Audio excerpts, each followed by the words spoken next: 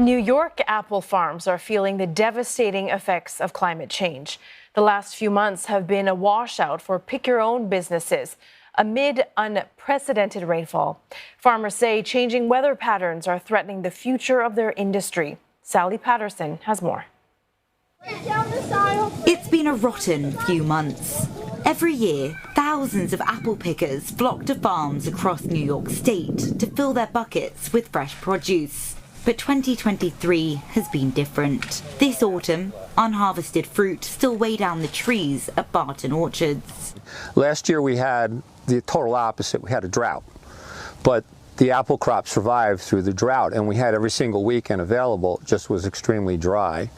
This year, being with the rain, we just totally lost at least 8 days. That's half of the 8 weekends of the season, from the 1st of September to Halloween. On a good day, up to 7,000 or 8,000 people can stream through the farm's gates, with kids from New York City enjoying the change of scene.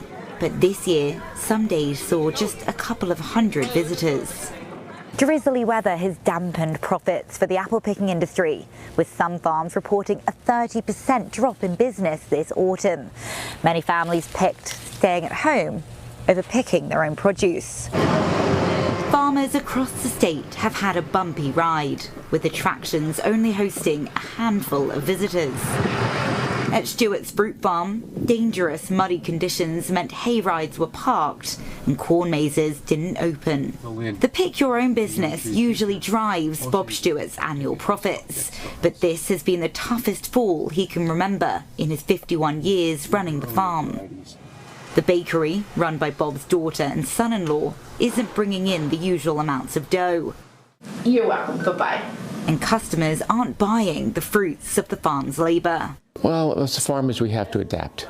I mean, I've been doing it all my life, and Mother Nature's not going to beat me. When I retire, it's because I want to, not because I have to.